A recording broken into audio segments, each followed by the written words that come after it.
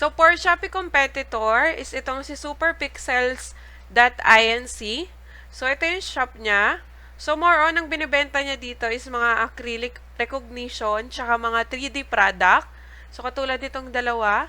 And, nagbebenta din siya ng sa 3D din ng pag-model or yung mga 3D printing, which is ito yung start ng price niya. 50 pesos, 100. Depende sa complex ng design.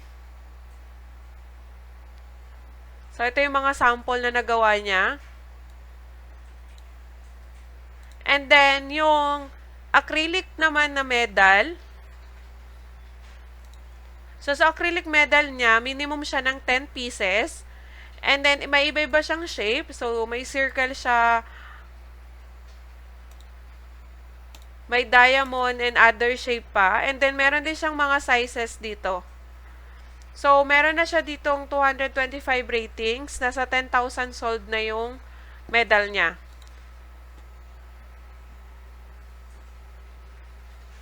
And then, meron din siya ditong mga acrylic na trophy.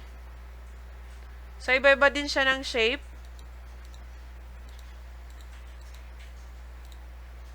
Iba-iba din ng size at ng price. Start siya ng 500. At ang gamit niya dito is 3mm. So, yan lang. Thank you.